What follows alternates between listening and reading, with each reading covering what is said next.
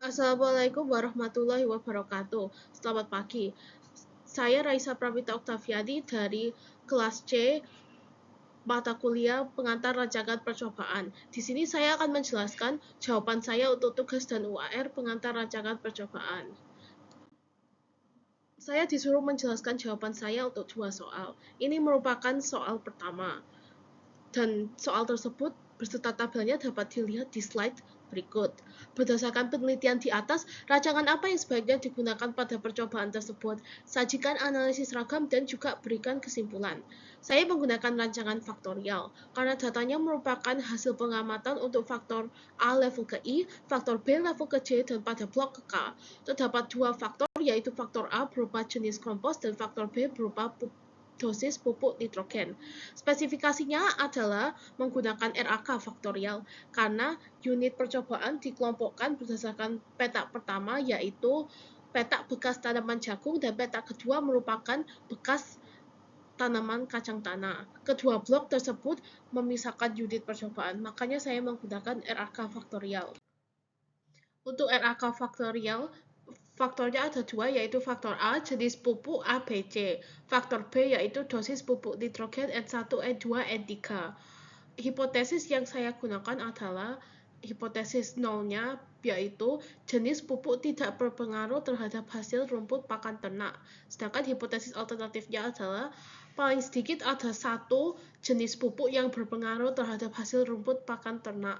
Terus hipotesis untuk faktor B yaitu hipotesis nolnya menyatakan bahwa dosis pupuk nitrogen tidak berpengaruh terhadap hasil rumput pakan ternak, dan hipotesis alternatifnya adalah bahwa paling sedikit ada satu dosis pupuk nitrogen yang berpengaruh terhadap hasil rumput pakan ternak. Selanjutnya, hipotesis yang ketiga adalah untuk interaksi faktor A dan B. Hipotesis nol menyatakan bahwa interaksi antara jenis pupuk dan dosis pupuk nitrogen tidak berpengaruh terhadap hasil rumput pakan ternak. Sedangkan hipotesis alternatifnya menyatakan bahwa paling sedikit ada satu pasang interaksi antara kedua faktor A dan B yang berpengaruh terhadap hasil rumput pakan ternak. Hipotesis kelompok juga digunakan karena terdapat blok tadi. Hipotesis nol menyatakan bahwa kelompok tidak berpengaruh terhadap hasil rumput pakan ternak, sedangkan hipotesis alternatif menyatakan bahwa kelompok berpengaruh terhadap hasil rumput pakan ternak. Untuk perhitungannya, hal yang pertama yang dilakukan adalah mencari nilai FK. Kita bisa menghitung FK dengan menjumlahkan seluruh pengamatan, terus nilai total umumnya didapatkan 38,86. Itu dikuadrat terus dibagi ABR. ABR didapatkan dengan jumlah faktor A-nya ada berapa. Nah, ini kan ada 3 faktor A, makanya A-nya sama dengan 3. Terus faktor B-nya itu ada 3 juga, yaitu N1, N2, N3, makanya B-nya juga sama dengan 3. Terus R-nya itu ada 2 karena ada 2 blok. Nah, nilai total umumnya 38,86 itu dikuadrat terus dibagi ABR dan didapatkan hasil sebagai berikut. Terus ini berperan sebagai FK. Terus mencari JK total. Untuk mencari JK total, kita bisa mencari dengan mengkuadratkan nilai YIJ kuadrat, yaitu setiap data di sini 1,23, 1,43, semuanya sampai 2,89 itu dikuadratkan, terus nanti dikurangi dengan FK yang kita peroleh tadi di atas, terus nanti didapatkan 5,84. Untuk JK bloknya, yang dijumlahkan adalah total data pada satu blok berikut, terus didapatkan nilai 19,37. Itu dikuadratkan terus dibagi dengan AB. Terus jangan lupa kita harus kurangi dengan FK terus didapatkan 0,08. Untuk JK perlakuannya itu yang dihitung adalah 2,48, 2,9, yaitu berupa Y, I, J titik. Terus itu dikuadratkan, terus dibagi dengan R sama dengan 2. Terus dijumlahkan semuanya, terus dikurangi dengan FK yang kita peroleh tadi di atas, terus mendapatkan hasil 5,83978. Untuk menghitung JK galat, kita menggunakan rumus JKT kurangi JKP kurangi JK blok. JKT-nya sama dengan 5,846 itu dikurangi dengan 5,839 dan dikurangi dengan JK blok 0,0008 terus didapatkan nilai JK galat 0,0056. Untuk selanjutnya, untuk menghitung JK yang lain, kita perlu menggunakan tabel 2 arah faktor A dan faktor B. Saya membuat tabel 2 arah yang hanya berisi dosis pupuk nitrogen sama jenis pupuk kosmos yang merupakan akumulasi dari tabel semula. Untuk menghitung JK jenis pupuk kosmos yang dikuadratkan adalah YI titik-titik yaitu 8,5 terus 13,89 dikuadratkan, terus jangan lupa dibagi BR-nya. Tadi B sama dengan 3, terus R sama dengan 2, makanya nilai-nilai YI titiknya setelah dikuadrat dibagi 6. Terus jangan lupa dikurangi faktor koreksinya. Terus kita peroleh nilai 5,5127. Terus untuk menghitung JK dosis pupuk nitrogen, itu yang dijumlahkan itu dijumlahkan adalah Y titik J titik terus itu dikuadrat terus dibagi AR. AR merupakan perkalian antara A sama R yaitu 3 kali 2 hasilnya 6. Makanya setiap nilai ini dikuadratkan terus dibagi 6. Terus kita peroleh hasil sebagai berikut dan jangan lupa untuk dikurangi faktor koreksi. JKAB didapatkan dengan JK perlakuan dikurangi JK jenis pupuk kosmos dikurangi JK dosis pupuk nitrogen. JK perlakuan yang saya dapatkan di slide sebelumnya itu dikurangi dengan 5,51274 dikurangi dengan 0,32441. Nanti saya peroleh hasil 0,00263. Terus skala komputasi di atas, skala perhitungannya itu saya cantumkan pada tabel ANOVA sebagai berikut. Interpretasi dari tabel ANOVA-nya adalah untuk faktor A, interpretasinya adalah statistik uji 3,937,67 itu lebih besar dari titik kritisnya, baik titik kritis dengan alfa 0,05 dan alfa 0,01 sehingga tolak H0. Maka disimpulkan bahwa jenis pupuk berpengaruh terhadap hasil rumput pakan ternak. Atau dapat disebutkan bahwa jenis pupuk yang berbeda memberikan efek yang berbeda terhadap hasil rumput.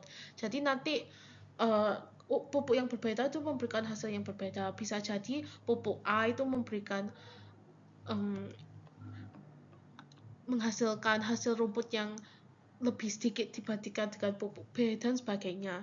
Selanjutnya untuk faktor B, statistik uji 231,72 bernilai lebih besar dari titik kritisnya, sehingga tolak H0. Maka dapat disimpulkan bahwa dosis pupuk nitrogen berpengaruh terhadap hasil rumput pakan ternak. Jadi, dosis pupuk nitrogen akan memberikan efek yang berbeda tergantung dengan jenisnya. Jadi dosis yang pertama bisa beda hasilnya dengan dosis yang kedua, ketiga.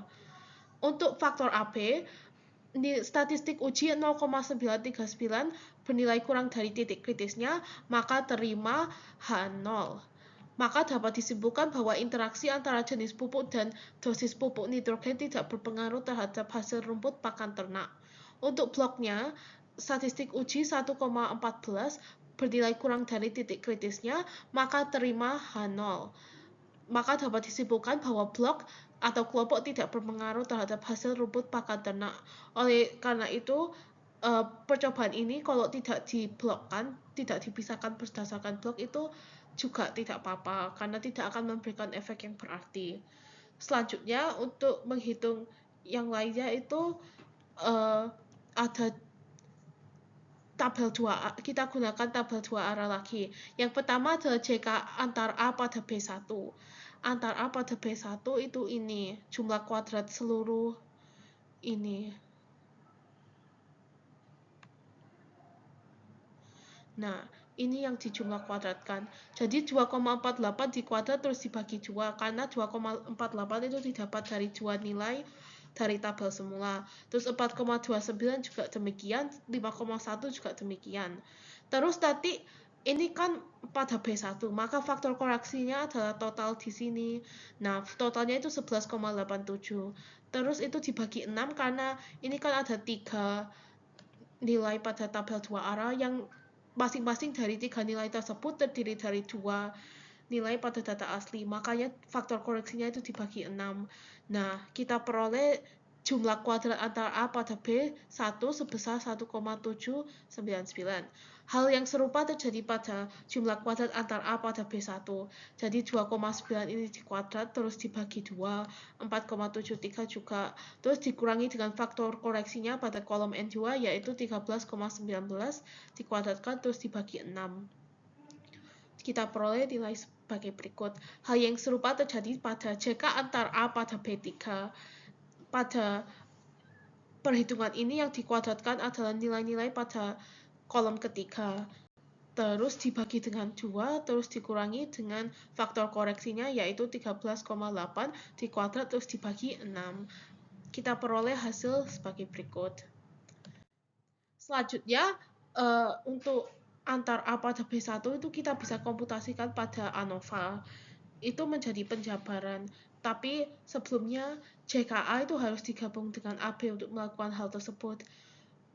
Jadi tadi pada ANOVA semula itu jumlah kuadratnya A dan B itu dijumlah, terus DB-nya A dan B juga dijumlah.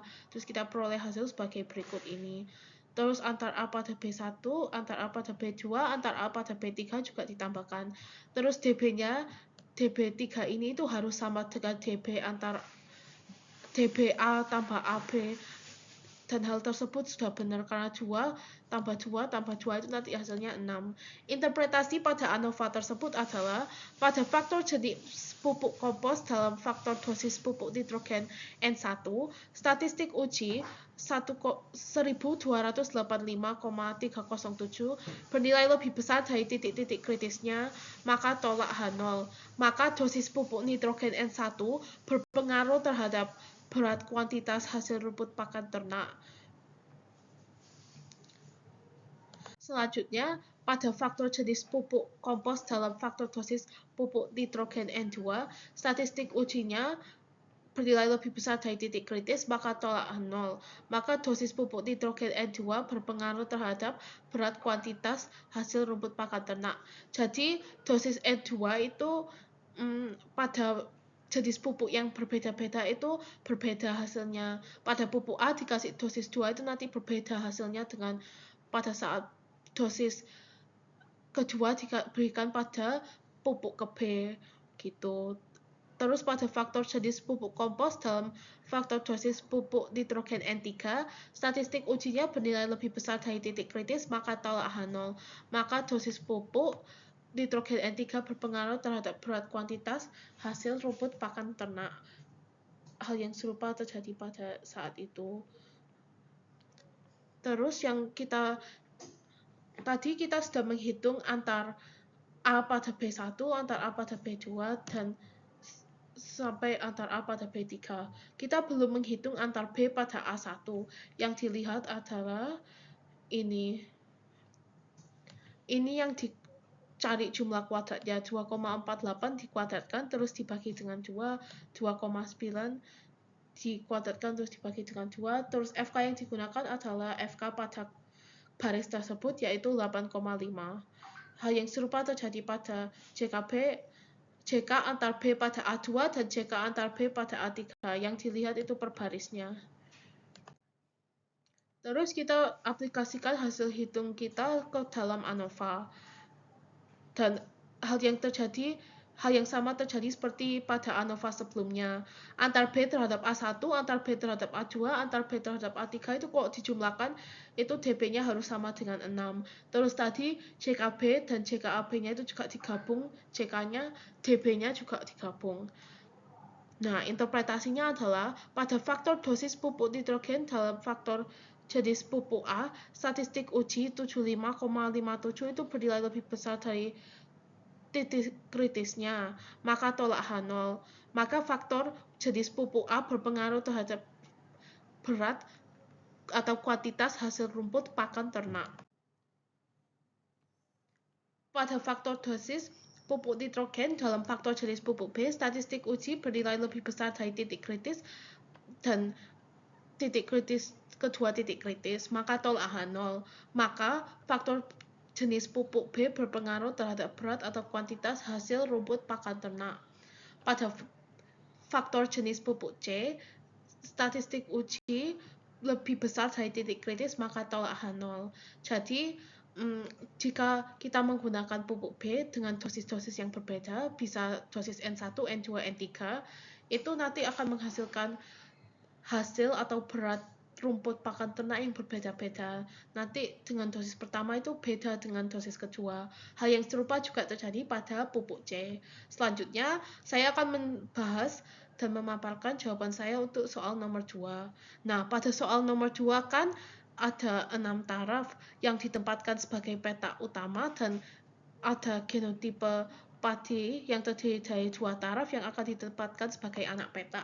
Di soal itu sudah dijelaskan ada yang ditempatkan sebagai peta utama dan akan ada yang jadi anak peta. Terus juga ada pengulangan sebanyak 4 kali. Jadi saya akan menggunakan split plot, tapi dikhususkan untuk split plot RAL karena hanya terjadi ulangan bukan blok. Nah, ini saya sudah menjelaskan seperti tadi. Terus, faktor A atau faktor pada peta utama terdiri atas kontrol, PK, NNP, NK, NPK. Terus, untuk faktor pada anak peta itu genotipe padi yang terdiri dari 2 taraf, yaitu ini IR646 sama S969. Hipotesisnya untuk peta utama adalah kombinasi pemupukan NPK tidak berpengaruh terhadap hasil padi. Hipotesis alternatifnya adalah kombinasi pemupukan NPK berpengaruh terhadap hasil padi. Hipotesis pada faktor B atau anak peta yaitu genotipe padi tidak berpengaruh terhadap hasil padi. Terus hipotesis alternatifnya adalah genotipe padi berpengaruh terhadap hasil padi. Terus hipotesis interaksi antara anak peta dan peta utama atau faktor A dan B adalah interaksi antara kombinasi pemupukan NPK dan genotipe padi tidak berpengaruh terhadap hasil padi. Hipotesis alternatifnya adalah interaksi antara kombinasi pemupukan NPK dan genotipe padi berpengaruh terhadap hasil padi. Selanjutnya saya akan menjelaskan cara memperoleh jumlah kuadrat untuk tabel ANOVA. Yang pertama adalah FK. FK diperoleh dari total umumnya 1906 terus, 2 itu dikuadratkan terus dibagi ABR. A terdiri dari 6 jenis pupuk, B terdiri dari 2 genotipe, terus R terdiri dari 4 ulangan. Terus jumlahnya adalah 48. Nilai hasil kuadrat tersebut dibagi 48 didapatkan hasil sebagai berikut, itu menjadi FK. Terus JKT-nya adalah setiap pengamatan, setiap data, setiap angka tersebut itu dikuadratkan, YIJK-nya dikuadratkan terus dikurangi FK. Didapatkan hasil sebagai berikut. Untuk peta utama itu yang dikuadratkan adalah YI titik Y1.1 tambah Y1.2 tambah Y1.3, terus setiap itu dikuadratkan terus dibagi B. Jadi 4,8.1 ini dikuadratkan terus dibagi 2, terus 65,4 dikuadratkan dibagi 2, 5,6 dikuadratkan dibagi 2, terus hal yang serupa terjadi sampai 91,4 dikuadratkan terus dibagi 2, terus dikurangi dengan FK. FK-nya itu tadi 75699. Terus didapatkan nilai sebagai berikut. Untuk jumlah kuadrat A-nya itu yang dikuadratkan adalah setiap total pada setiap peta utama. Di 244,7 dikuadratkan terus dibagi 8. 8 karena yang dibagi adalah BR. B-nya tadi sama dengan 2, terus R-nya 4, makanya sama dengan 8. Terus 259,5 itu juga dikuadratkan dibagi 8. Jadi total pada semua peta utama itu dikuadratkan dibagi 8, terus dikurangi FK-nya. Untuk menghitung JKGA, jumlah kuadrat galat pada peta utama itu JK total pada peta utama dikurangi JKA. Didapatkan hasil sebagai berikut. Selanjutnya, kita menghitung jumlah kuadrat pada anak peta. Yang pertama adalah jumlah kuadrat pada peta jumlah kuadrat B yang diperoleh dengan Y titik J titik dikuadratkan dibagi AR. AR itu 6 kali 4, makanya dibagi 24. Yang dibagi itu 953,8 itu dikuadrat terus dibagi 24. Itu dikurangi dengan FK didapatkan nilai sebagai berikut. JKP. Untuk menghitung jumlah kuadrat P atau jumlah kuadrat perlakuan itu yang dikuadratkan adalah YI J titik, yaitu 120 dikuadratkan terus dibagi dengan 4 atau banyaknya ulangan. Terus hal yang serupa terjadi sampai ke bawah. Itu di total semuanya sampai 178,3 itu dikuadratkan bagi 4 itu pada jenis peta utama terakhir, terus dikurangi FK, didapatkan nilai sebagai berikut. Untuk menghitung JKAB itu JKB dikurangi JKA dikurangi JKB, didapatkan nilai sebagai berikut. JK galat B itu JKT dikurangi JKB dikurangi JKA GA, maka kita peroleh nilai sebagai berikut. Nah, kita sudah memperoleh nilai-nilai untuk jumlah kuadrat anak peta untuk ANOVA-nya anak peta, kecuali total pada anak peta. Untuk mengetahui total pada anak peta itu, saya menggunakan dua jenis pendekatan. Yang pertama adalah JKT dikurangi JKT peta utama. Tadi pada slide sebelumnya itu, JKT peta utama didapatkan nilai 2095,213. Itu JKT dikurangi nilai tersebut, itu nanti kita dapat JK total pada anak peta. Itu pendekatan yang pertama. Terus pendekatan yang kedua adalah jumlah kuadrat total pada anak peta itu bisa didapatkan dengan menjumlahkan komponen-komponen pada ANOVA anak peta itu, yaitu JKAB, JKB, dan juga JKGB. Nanti didapatkan hasil yang sama, yaitu 138,02. Nah, kedua nilai tersebut kalau dijumlah itu nanti menghasilkan jumlah kuadrat total secara umum. Jadi, setelah dihitung semuanya itu didapatkan tabel ANOVA sebagai berikut. Pada tabel ANOVA ini, nilai 5 tambah 18 itu harus sama dengan totalnya, yaitu 23. Terus 1 tambah 5 tambah 18 itu harus sama dengan 24. Terus 24 tambah 23 itu harus sama dengan total umumnya, yaitu 47. Hal itu terus berlaku bagi DB-nya. Terus pada JK-nya itu juga berlaku hal yang demikian. 2095 ditambah 138 itu harus sama dengan 2233,23. Interpretasinya adalah pada faktor kombinasi pemupukan NPK, statistik uji bernilai lebih besar dari titik kritis, maka tolak H0. Jadi dapat disimpulkan bahwa faktor kombinasi pemupukan NPK berpengaruh terhadap hasil padi. Terus pada faktor genotipe padi, statistik uji bernilai kurang dari titik kritis, maka terima H0. Jadi genotipe padi yang berbeda-beda itu tidak terlalu berpengaruh terhadap hasil padi. Genotipe A, genotipe B, dan sebagainya itu akan menghasilkan hasil yang sama bagi hasil padi. Nanti dengan genotipe A atau B itu nanti hasil padinya itu sama, gak jauh beda gitu. Sedangkan pada faktor kombinasi itu kan tadi disebutkan bahwa faktor kombinasi berpengaruh terhadap hasil padi. Jadi dengan pemupukan yang N terus NP dan sebagainya itu berbeda-beda hasilnya. Nanti ada yang lebih ringan dan ada yang lebih berat hasil padinya. Terus pada faktor interaksi antara kombinasi pemupukan NPK dan genotipe padi, statistik uji bernilai lebih dari titik kritis, maka kita tolak H0. Jadi dapat disimpulkan bahwa interaksi antara kedua faktor tersebut berpengaruh terhadap hasil padi. Jadi jika pemupukan pupuk N digabung dengan genotipe yang pertama, terus pemupukan pupuk kedua yaitu pupuk NPK dikombinasikan dengan genotipe pertama dan sebagainya, itu nanti beda-beda hasilnya. Jadi interaksi antara pemupukan NPK dan genotipe yang berbeda-beda itu akan menghasilkan hasil padi yang beragam, beratnya itu nanti beda-beda.